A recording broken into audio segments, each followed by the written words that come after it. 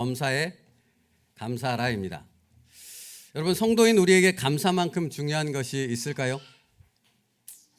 감사보다 중요한 것은 없을 것 같다라는 말을 하게 되어집니다. 그러므로 여러분, 감사는 마치 생명과 같은 것인 줄 믿습니다. 오늘 감사에 대해서 함께 말씀을 나누기 원합니다. 첫 번째로, 우리의 감사는 하나님을 영화롭게 하기 때문에 중요한 것입니다. 여러분, 하나님을 영화롭게 합니다. 우리는 하나님을 영화롭게 하는 삶을 살아갑니다. 근데 다른 어떤 것으로 하나님을 영화롭게 하는 것이 아니라 삶에서 드리는 우리의 감사가 곧 하나님을 영화롭게 하는 줄 믿습니다. 그것이 오늘 본문 말씀 아닙니까? 감사로 제사를 드리는 자가 나를 영화롭게 하나니. 우리가 하나님을 찬양하고 송축하는 것이 그분의 이름을 영화롭게 하는 것입니다. 감사의 제사를 하나님께서는 너무나 기쁘게 받으시기 때문입니다. 모든 만물의 왕이신 그 하나님을 영화롭게 할 수 있는 것은 우리의 감사인 줄 믿습니다. 그러므로 날마다 감사의 제사를 하나님께 올려드릴 수 있는 저와 여러분 될 수 있기를 바랍니다. 여러분, 그러므로 우리는 생각해야 합니다. 우리의 감사가 이 예배당에서 한정된다면 진정한 하나님의 영광을 드러낼 수 있는 감사가 될 수 있겠습니까? 그럴 수 없죠. 여기서만의 영광이라면 도대체 하나님이 영광 받으실 이유가 무엇이 있겠습니까? 그러니까 이 감사는 예배당을 넘어서서 어디로 가야 됩니까? 여러분의 일상의 삶으로 나아갈 수 있어야 됩니다. 그러니까 여기서 찬양과 경배하며 이렇게 박수치면서 하나님 앞에 영광을 돌리는 그 감사의 고백이 여기서만 멈추지 말고 여러분의 가정으로, 여러분의 직장으로, 여러분이 홀로 있는 그 시간에 하나님을 찬양하는 감사의 고백으로 이어져야 할 줄 믿습니다. 그것이 바로 살아 숨쉬는 예배입니다. 예수님의 호흡으로 삶을 살아가는 삶의 예배가 바로 그 감사라는 것입니다. 그렇게 감사의 예배란 우리의 삶에서 주님을 믿음으로 하나님이 나의 아버지 되심을 인정하는 것입니다. 그러니까 여러분, 감사는 그냥 나오지 않아요. 적어도 성경이 말하는 진정한 감사는 입으로 그냥 반복되어져서 긍정의 힘처럼 말하는 그런 감사가 아니라고요. 나의 삶에서 예수 그리스도의 이름으로 하나님을 인정할 때 우리 영혼에서부터 흘러나오는 진정한 감사가 하나님 앞에 올려드리게 되어지는 줄 믿습니다. 그 감사가 있어야 된다고요. 그래서 순종이 제사보다 낫고 듣는 것이 순양의 기름보다 나으니 라는 것은 무엇을 얘기하는 것입니까? 재물이 중요하지 않아? 삶의 감사가 내가 가장 기뻐하는 재물이야 라고 말씀하는 것 아닙니까? 그렇다면 감사란 예배당에 갇혀있는 감사로서는 하나님에게 아무런 의미가 없다라는 것입니다. 우리의 일상의 삶에서 매일처럼 고백되는 삶의 감사가 진정한 예배이고 그 감사만이 하나님을 영화롭게 하게 되어질 줄 믿습니다. 그러므로 여러분, 아무리 가난하고 연약한 사람이라도 하나님을 영화롭게 할 수 있지요. 아무리 은사가 적어서 나는 가진 것이 없습니다, 달란트가 없습니다, 아무것도 하나님을 섬길 수 있는 것이 없습니다, 나는. 그러나 그럼에도 그가 삶에서 하나님을 향한 진정한 감사의 고백을 드릴 때 하나님은 그걸 최고의 것으로 받으실 줄 믿습니다. 꺼져가는 심지도 꺼지지 않음을 인하여 감사할 수 있고 상한 갈대도 꺾어지지 않음을 인하여 감사드릴 수 있습니다. 벙어리도 감사할 수 있고요, 심지어는 문둥병자도 하나님 앞에 감사드릴 수 있고 하나님은 그것을 가장 기뻐하신다라는 것입니다. 여러분에게 그런 감사가 있으십니까?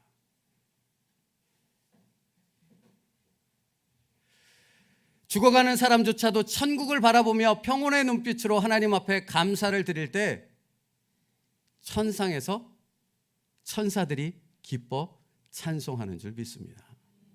그래서 우리는 장례식 때도 하나님 앞에 찬양을 드리는 것 아닙니까? 감사하는 것 아닙니까? 그의 영혼이 어디로 갔기 때문입니까?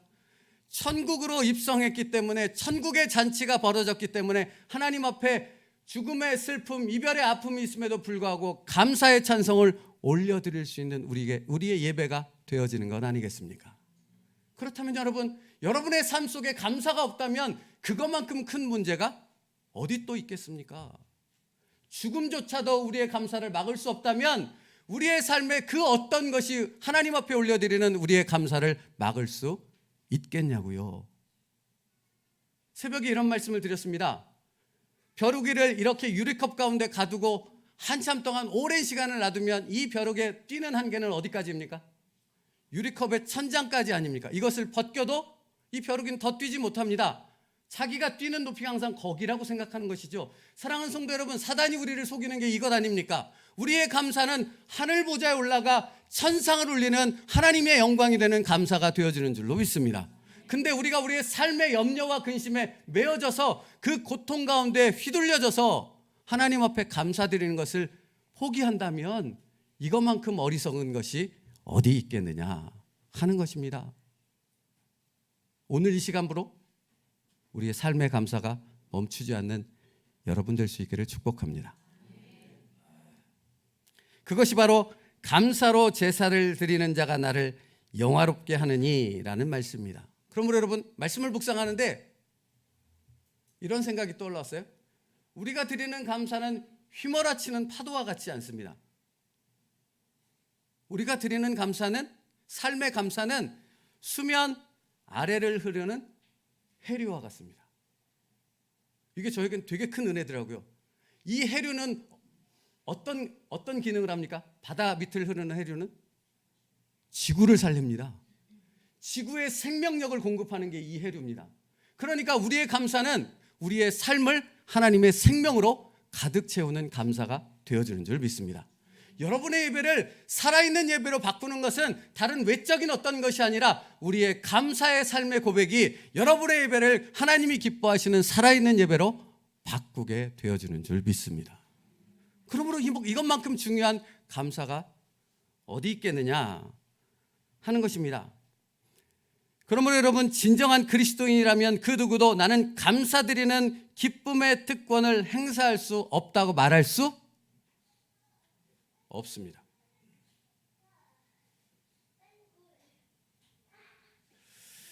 우리의 감사는 멈춰지지 않는 하나님이 기뻐하시는 생명의 능력인 줄 믿습니다.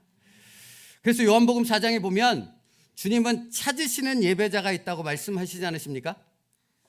주님이 찾으시는 그 예배자는 어떤 사람입니까? 요한복음 4장 23절 말씀 우리 같이 읽을까요? 시작. 아버지께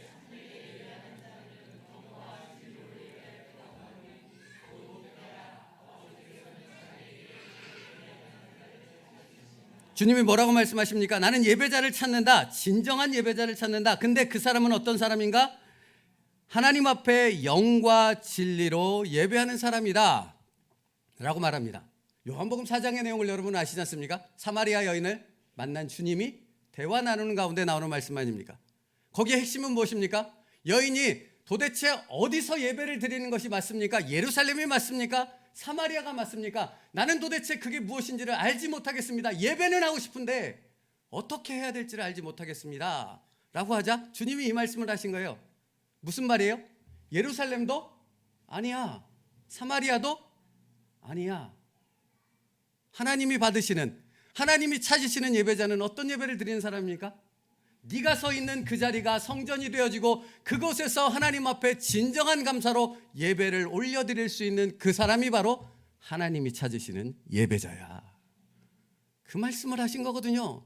그러니까 너도 남편이 5이나 있어서 다른 사람들의 얼굴을 쳐다보지 못해 한낮에 태양이 떴을 그 뜨거운 시간에 물을 뚫어 나온 너도 너의 그 자리에서 하나님을 찬양하며 감사를 올려드릴 때 너가 바로 하나님이 찾으시는 예배자가 될 수 있단다 라고 말씀하시는 것입니다. 그러므로 여러분, 내가 서 있는 그 자리를 감사의 예배의 자리로 바꿀 수 있는 여러분 될 수 있기를 축복합니다. 오늘도 주님은 그런 사람을 찾으십니다. 그렇다면 성도에게 하나님이 찾으시는 그 한 사람이 되는 것보다 중요한 것이 어디 있겠습니까? 우리가 추수감사절을 지키는 이유가 바로 거기 있습니다. 그것을 다시 기억하라는 것입니다.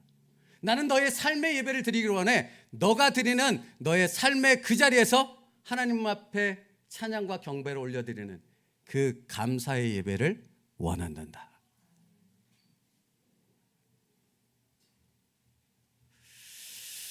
이것이 하나님이 최고로 기뻐하는 예배라 하는 것입니다. 그래서 묵상하는데요, 하나님이 우리의 삶의 감사 예배를 얼만큼 기뻐하실까 이렇게 묵상하는데 하나님이 이 말씀이 떠오르게 하시더라고요. 창세기 1장 31절 말씀이요. 하나님이 지으신 모든 것을 보시기에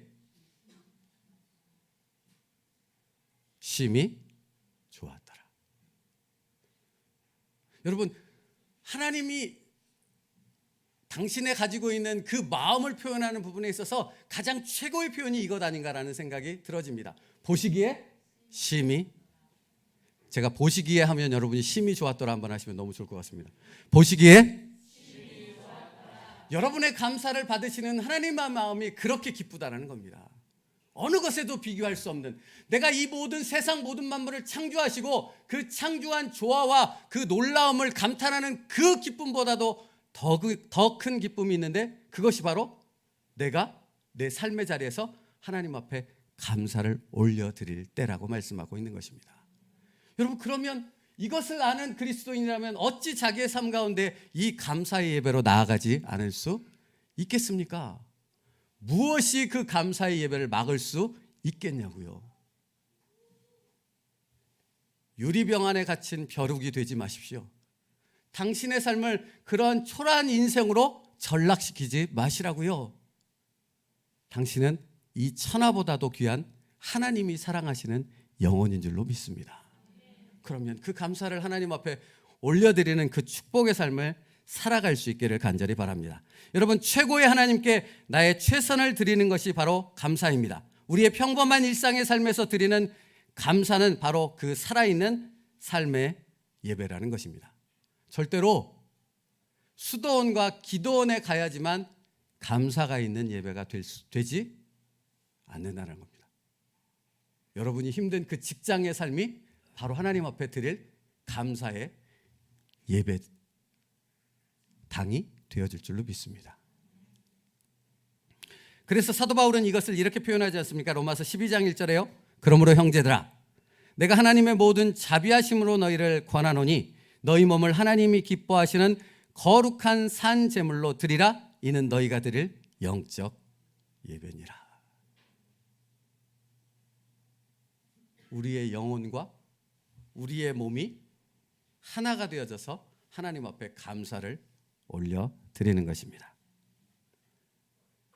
사랑하는 성도 여러분, 첫 번째 감사는 무엇이라고요?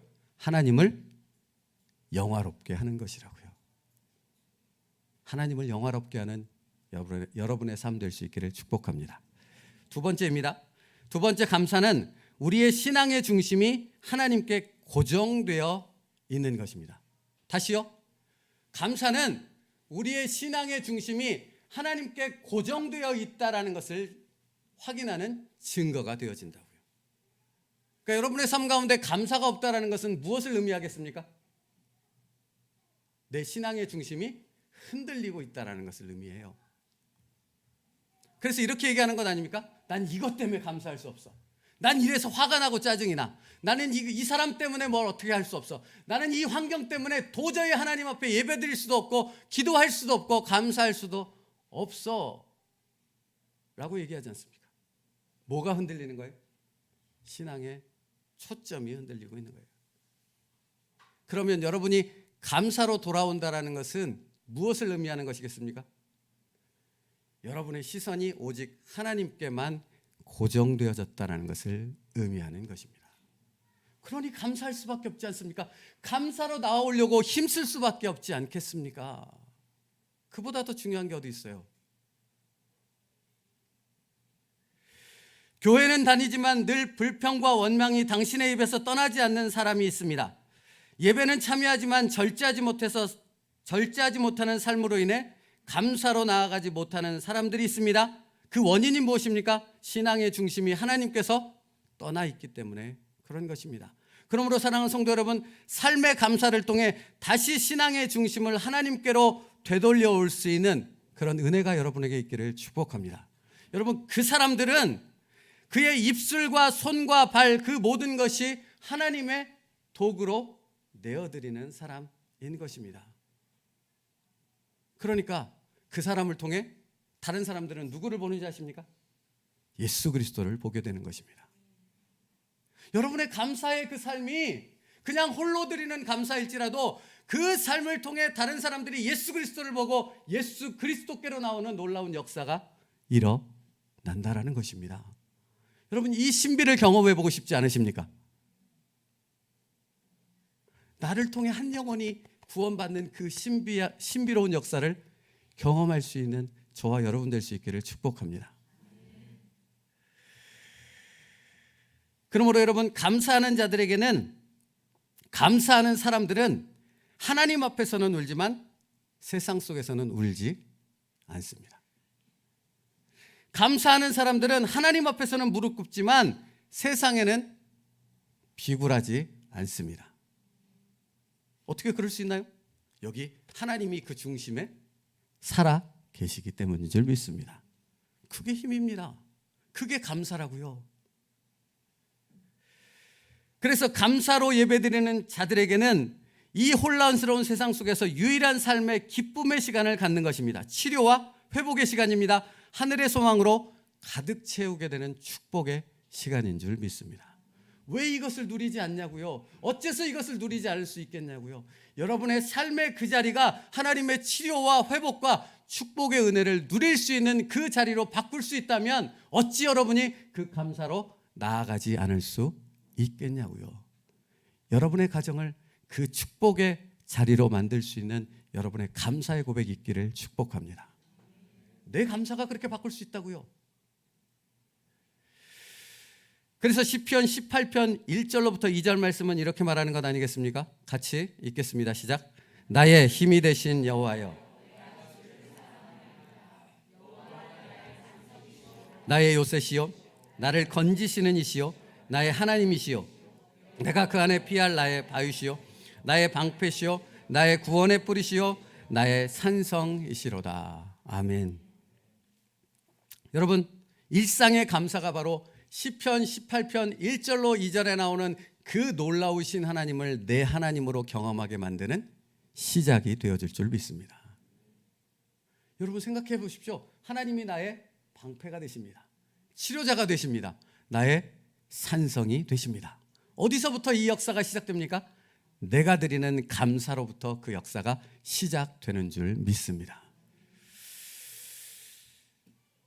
그러므로 여러분, 감사할 때 나의 힘이신 여호와여 내가 주를 사랑하나이다 하는 찬양이 우리에게서 끊이지 않게 되어질 줄 믿습니다. 자, 세 번째입니다. 마지막 세 번째 감사는 자신이 하나님의 축복의 통로임을 깨닫게 한다는 것입니다. 아까 말씀드렸던 것처럼 내 감사는 다른 사람을 바꾸는 하나님의 구원의 역사와 축복의 통로가 열려지게 되는 우리의 순종인 줄 믿습니다. 여러분, 생각해 보십시오.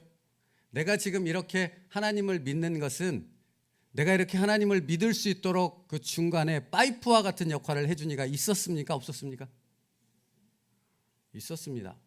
내가 지금 이 자리에 있을 수 있는 것은 누군가 나를 위해 기도했고 누군가 나를 위해 감사의 삶의 제사를 드렸기에 그를 통해 내가 지금 하나님 앞에 나와 예배 드리고 있는 것 아닙니까? 그것이 무엇입니까? 바로 축복의 통로인 줄 믿습니다. 여러분이 감사를 통해 그런 축복의 통로로 또 다른 사람을 구원의 문으로 인도할 수 있는 은혜가 있기를 간절히 축복합니다. 보십시오. 그러므로 이건 정말 명명백백하지 않습니까? 나이가 드니 어느 순간 제 여기 가운데 미간이라고 그러나? 여기 이렇게 V자로 주름이 딱, 왜 비웃냐고 하냐.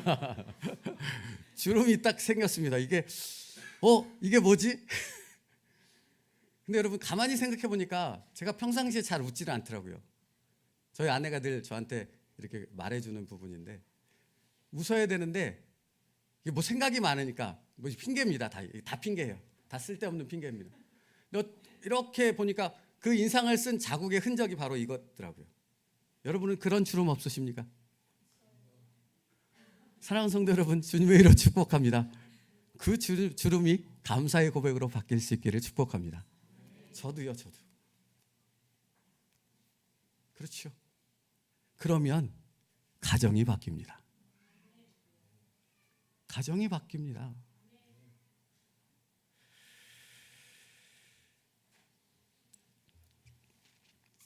말씀 마치겠습니다. 오늘 본문 말씀 22절 말씀을 보면 하나님을 잊어버린 너희여 이제 이를 생각하라. 그렇지 아니하면 내가 너희를 찢으리니 건질 자 없으리라. 여러분 무서운 말씀 아닙니까? 근데 사실은 하나님을 잊어버린 자들이 누구입니까? 누구일까요? 삶의 감사를 잃어버린 자들입니다. 하나님을 잊어버렸기 때문 아닙니까? 삶의 중심이 하나님께 고정되어 있지 않기 때문 아닙니까?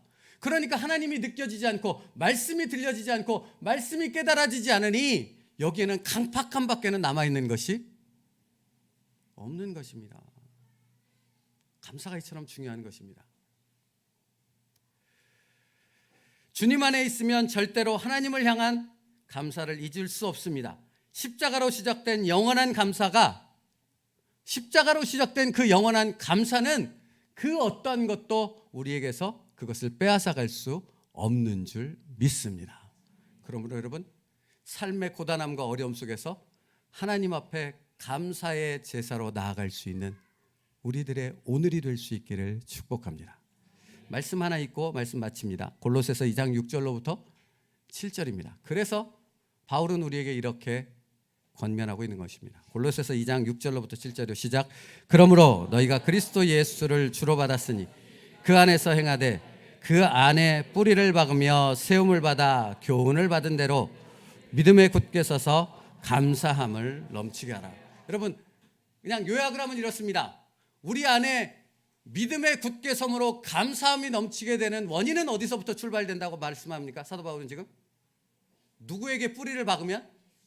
예수 그리스도에게 뿌리를 박아 있으면, 예수 그리스도의 나무 되신 그분에게 연결되어 있으면 뭐가 멈추지 않아요? 감사가 멈추지 않는 것입니다. 감사는 여러분의 힘으로 나오는 것이 아님을 기억하십시오. 예수 그리스도를 묵상할 때, 그분의 말씀을 붙잡을 때 우리 안에 감사로 충만케 되어지는 줄로 믿습니다. 이 감사가 우리 평생을 가득 채울 수 있기를 주님의 이름으로 축복합니다. 기도하겠습니다. 살아계신 하나님 감사합니다.